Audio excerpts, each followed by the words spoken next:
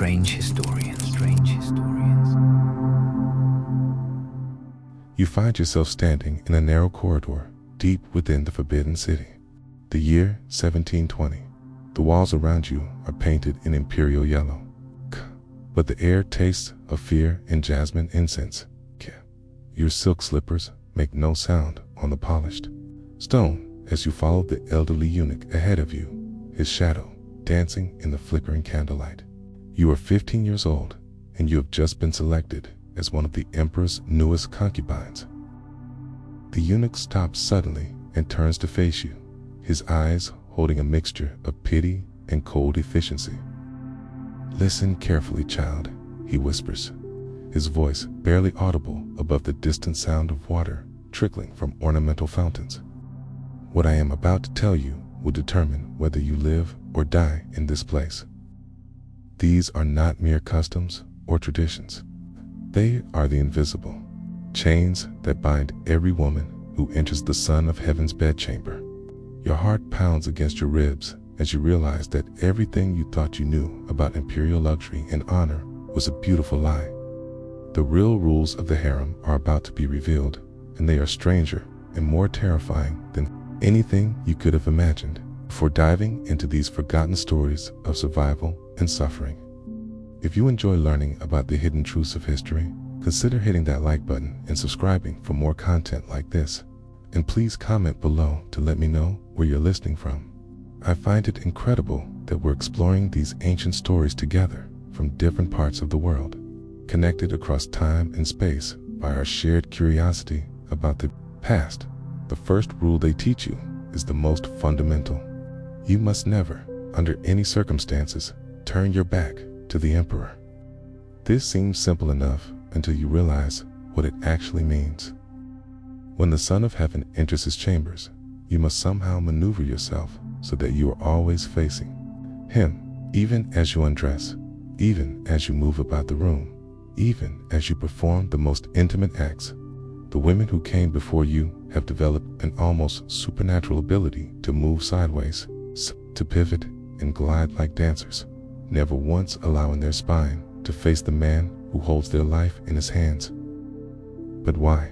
The answer lies in the paranoid mind of absolute power. An emperor who rules over 300 million subjects knows that death can come from anywhere, even from the soft hands of a beautiful woman. A concealed needle, a hidden blade, poison under the fingernails. These are the weapons that haunt the dreams of the most powerful man on earth. Your back turned toward him represents a moment of vulnerability where anything could be hidden, anything could be drawn. You learned this lesson from watching men. A concubine who has survived 3 years in the harem. She moves through the emperor's chambers like water, never abrupt, never showing her back when she needs to reach for something. Behind her, she turns in a graceful arc, her eyes never leaving the emperor's face. When she removes her robes, she does so with a fluid motion that seems choreographed, each garment falling away while she remains in an eternal state of partial genuflection. The second rule is even more disturbing. You must never speak unless spoken to. And when you do speak, you must refer to yourself in the third person. You are not I. You are this unworthy slave or this lowly concubine. Your individual identity, your sense of self, must be erased the moment you enter his presence. The emperor does not make love to people. He makes love to vessels, to objects that exist solely for his pleasure. This linguistic erasure goes deeper than mere protocol. It rewires your brain, forces you to think of yourself as something less than human. Within months, many concubines find that they cannot even think of themselves as I when they are alone. They have become fragmented beings, their very thoughts colonized by the grammar of submission. The third rule involves your eyes, and it is perhaps the most psychologically devastating of all. You must never look directly into the emperor's eyes during intimacy. Your gaze must be fixed on a point just below his chin, creating the illusion of submission while avoiding the dangerous territory of genuine eye contact. But this is not about respect. It is about preventing the emperor from seeing your soul and, more importantly, preventing you from seeing his. Eye contact creates intimacy, and intimacy creates complications. The emperor must be able to use your body without confronting your humanity. If he sees the fear in your eyes, the pain, the desperate longing for home, he might hesitate. If he sees the intelligence burning behind your gaze, he might begin to wonder what you are thinking, what you are planning. And if you see into his eyes, you might discover that the Son of Heaven is just a man, lonely and afraid, desperately trying to prove his divinity through the conquest of women's bodies. But the most twisted aspect of this rule is what happens when it is violated. If you accidentally meet his gaze, you must immediately prostrate yourself and beg forgiveness, not for disrespect, but for the presumption of treating him as an equal. The punishment for repeated violations is not death, but something worse. You are sent to serve in the quarters of the eunuchs, where you will spend the rest of your life as a reminder to other women of what happens when you forget your place. The fourth rule governs the most intimate moments of all. During the act itself, you must maintain complete silence unless the emperor specifically commands you to make noise.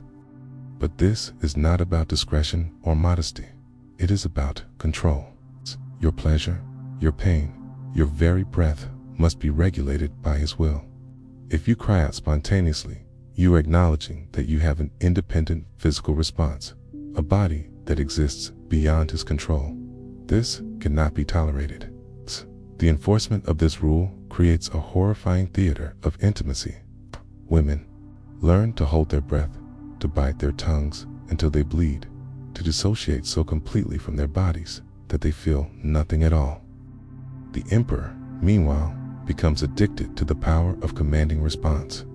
He might spend an entire night trying to break a woman's silence, not through pleasure, but through pain, through endurance, through the simple assertion of his will over her autonomy. Some women break under this pressure. They develop a condition. The palace physicians cannot name a complete inability to make any sound at all. Even when they are alone, they become living ghosts, stolen by the impossible demands of imperial desire. The fifth rule is about timing, and it reveals the mechanical nature of imperial sexuality. The emperor's climax must always come last, but not because of any consideration for his partner's pleasure. Instead, it is because his release represents the moment when the cosmic order is restored. His seed is considered sacred, a direct connection to the divine mandate of heaven. For a concubine to reach her peak before him would be tantamount to suggesting that her mortal pleasure could somehow supersede the divine will. This creates a nightmarish calculation for the women involved. They must constantly monitor not only their own responses, but also read the subtle signs of the emperor's arousal. They become experts in the art of suppression, learning to delay or prevent their own climax through sheer force of will. Some develop techniques of mental distraction, so effective that they can recite entire poems or perform complex mathematical calculations while their bodies are being used. The sixth rule involves the aftermath, and it is here that the true cruelty of the system becomes apparent. Once the emperor has finished, the concubine must remain in position, usually prostrate, until he gives permission to move. This can last minutes or hours, depending on his mood. But during this time, she is not allowed to clean herself, to adjust her position for comfort, or to show any sign of physical discomfort. The purpose of this rule is to reinforce the fundamental inequality of the exchange. The emperor can immediately return to his normal state, can dress, can call for refreshments, can even summon other concubines.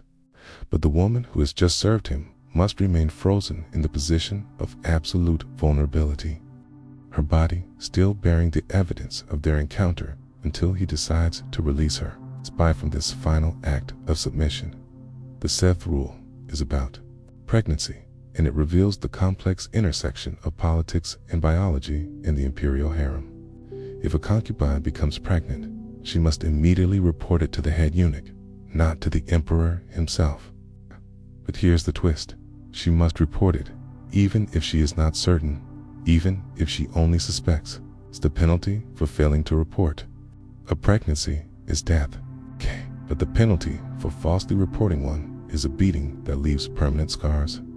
This creates a state of constant anxiety about every bodily function. Women become hypervigilant about their cycles, their appetite, their energy levels. They develop elaborate systems of tracking and monitoring their own bodies, turning their physicality into a source of terror rather than strength. The lucky ones learn to read the signs accurately. The unlucky ones guess wrong and bear the consequences on their skin. But the most insidious aspect of this rule is what happens to confirmed pregnancies. The concubine is immediately isolated from all other women and placed under constant surveillance. She is not being protected. She is being monitored to ensure that she does not attempt to terminate the pregnancy or harm herself. The potential heir is valuable, so the woman carrying it is merely a vessel that must be kept functional. The eighth rule concerns the presence of other women, and it reveals the calculated way that jealousy and competition were weaponized in the Imperial Harem. When multiple concubines are summoned to the emperor's chambers simultaneously, there is a strict hierarchy of interaction. The most favored concubine leads, but the others must participate in specific ways, sometimes as audience sides, sometimes as competitors in elaborate sexual performances. The psychological impact of this rule cannot be overstated. Women who might otherwise form alliances or friendships are forced to view each other as threats and obstacles. They must perform desire for the same man while simultaneously competing for his attention. They must appear to enjoy scenarios that reduce them to interchangeable objects while maintaining the facade of individual devotion. The most heartbreaking aspect of this rule is what it does to genuine friendships. Women who care for each other are forced to participate in each other's degradation. They must watch their friends be used and humiliated, and they must sometimes be the instruments of that humiliation themselves. The bonds between women, which might otherwise provide comfort and resistance, systematically corrupted and weaponized.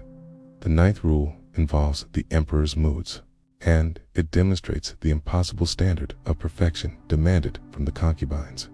They must be able to instantly read and respond to the emperor's emotional state, adjusting their entire demeanor and behavior accordingly. If he is angry, they must be soothing but not presumptuous. If he is sad, they must be comforting but not pitying. He is celebratory, they must be joyful but not overly enthusiastic. This requires an almost superhuman level of emotional intelligence and self-control.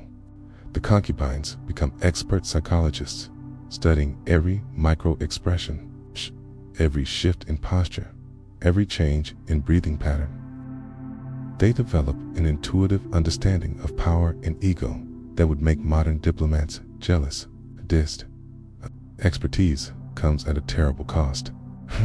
They lose the ability to have authentic emotional responses of their own. The 10th rule is about memory, and it is perhaps the most tragic of all. The concubines must remember every detail of their encounters. With the emperor, what he said, what he did, what pleased him, what disappointed him. But they must also forget these encounters the moment they leave his chambers. They must maintain perfect recall in his presence and perfect amnesia outside of it. This creates a split consciousness that many women find impossible to maintain. They develop elaborate mental filing systems, ways of compartmentalizing their experiences so that they can access them when needed and suppress them when necessary. Some succeed in this psychological juggling act. Others break entirely, developing conditions that we might now recognize as dissociative disorders. The 11th rule concerns the seasonal nature of imperial desire.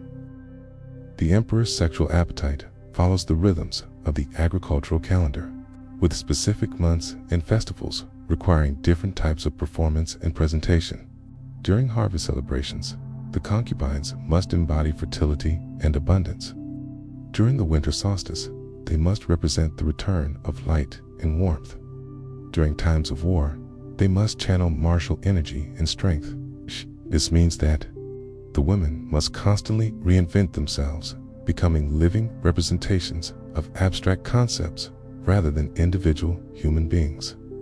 They must study not only the emperor's personal preferences, but also the cosmic and political significance of different times of the year.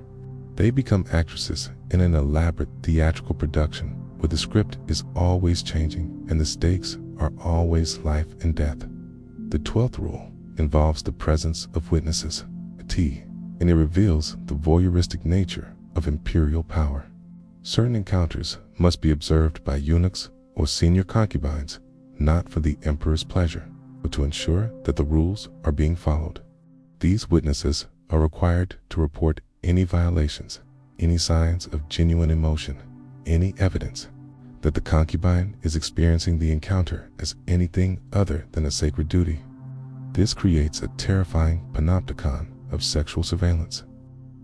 The women never know when they are being watched, never know who might be reporting on their performance. They must maintain the facade of perfect submission even when they think they are unobserved, because the consequences of being caught in a moment of authenticity are severe. The 13th rule is about gifts and rewards, and it demonstrates the psychological manipulation at the heart of the harem system. The emperor occasionally bestows presents on his concubines' jewelry, silk, delicacies. But these gifts come with invisible strings attached. Accepting a gift means accepting a debt that can never be repaid. The concubine must express gratitude, not just for the gift itself, but for the honor of being chosen to receive it. More insidiously, the gifts are used to create hierarchies and jealousies among the women. A concubine who receives a valuable present becomes a target for resentment from others. But refusing a gift is seen as an insult to the emperor's generosity. The women are trapped in a system where every kindness is a weapon and every reward is a punishment. The 14th rule involves the concubine's families, and it reveals the true scope of the harem's control. The women's relatives are essentially held hostage to ensure their compliance. But the threat is not just against their lives, it is against their honor, their social standing, their ability to marry and have children. The concubine who displeases the emperor does not just risk her own death, she risks the destruction of everyone she has ever loved. This creates a psychological burden that extends far beyond the walls of the forbidden city. The concubines carry the weight of multiple generations on their shoulders. They must perform not just for their own survival, but for the survival of their entire family line. The system ensures that even in their most intimate moments, they are never truly alone. The faces of their parents, their siblings, their future nieces and nephews are always watching.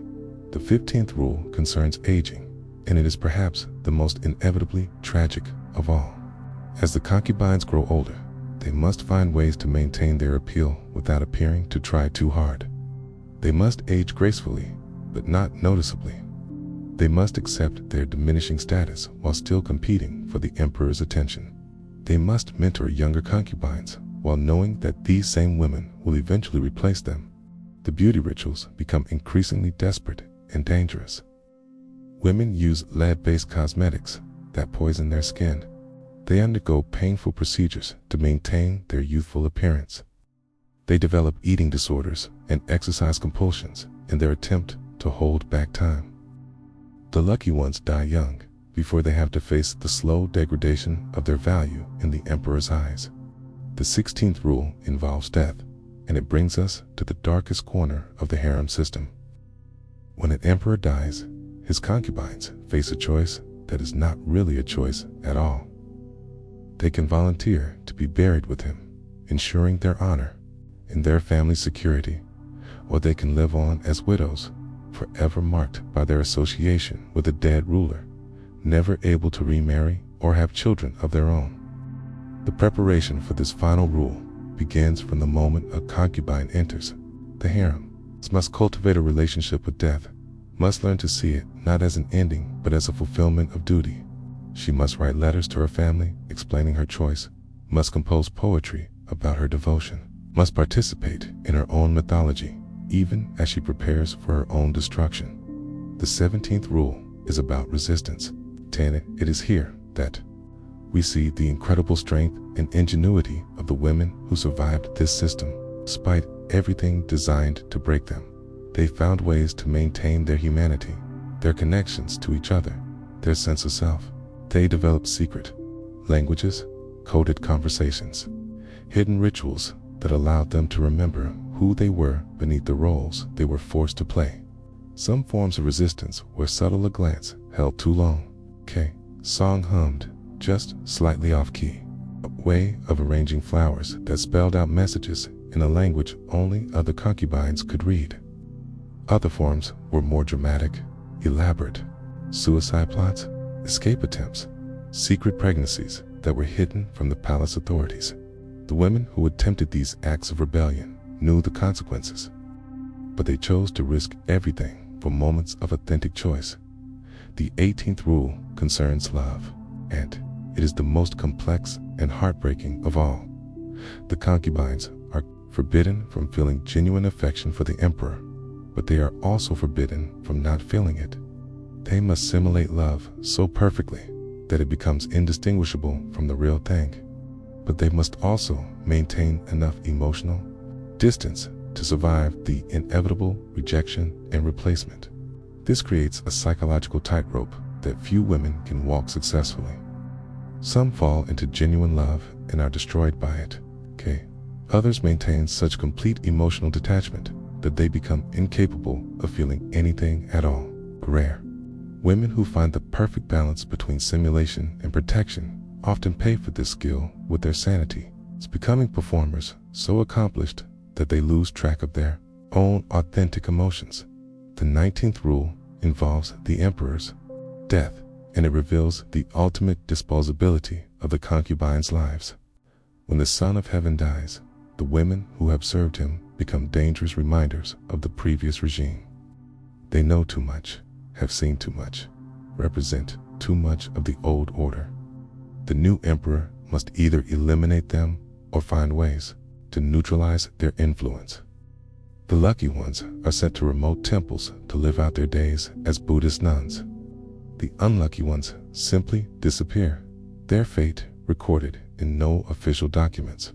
The truly unfortunate ones are kept alive, but relegated to the lowest levels of the palace hierarchy, serving as warnings to the new generation of concubines about the temporary nature of imperial favor. The 20th and final rule is about forgetting, and it brings us full circle to the beginning of our story. The women who survived the harem system must learn to forget everything they have experienced, everything they have seen, everything they have been forced to do. They must become blank slates, empty vessels ready to be filled with new purposes and new identities. But forgetting is not erasure. The memories remain buried deep in the body and the unconscious mind. They surface in nightmares, in sudden moments of panic, in the inability to trust or love or believe in their own worth. The women carry these invisible scars for the rest of their lives, walking reminders of a system that valued their beauty more than their humanity. As you stand now in that same corridor where we began, older and wiser and infinitely more tired, you understand that the strange bedroom rules of the Imperial Harem were never really about sex at all. They were about power, to reduce human beings to objects, to transform love into performance, to make survival contingent on the complete surrender of self. The eunuch who first whispered these rules to you is long dead, buried in an unmarked grave like so many others who served the Forbidden City. The emperor you knew has been replaced by his son, who has been replaced by his son, in an endless cycle of power and submission. But the rules remain, passed down like a secret language from one generation of women to the next. You have survived by forgetting how to be human and learning how to be a shadow. You have mastered the art of appearing to exist while actually disappearing. You have become an expert in the performance of desire, the simulation of submission, the careful navigation of a world where a single misstep could mean death. And now, as you prepare to whisper these same rules to another frightened 15-year-old girl, you realize that you have become the system you once feared. You are the chain that connects the past to the future, the keeper of knowledge that should have died with the last emperor. You are the reason these strange bedroom rules will never truly disappear, no matter how many dynasties rise and fall. The girl standing before you has the same wide eyes you once had, the same hopeful belief that she is about to enter a world of luxury and honor. You know better now. You know that she is about to enter a world where the strangest rule of all is that in order to survive, she must learn to forget that she was ever human at all. In the flickering candlelight, you begin to speak, your voice carrying the weight of centuries, your words weaving another invisible chain in the endless cycle of power and submission that defines the Imperial Harem. And somewhere in the distance, you can hear the sound of water trickling from ornamental fountains, the same sound that welcomed you to this place so many years ago, the same sound that will welcome countless other girls in the years to come. The rules never change, only the faces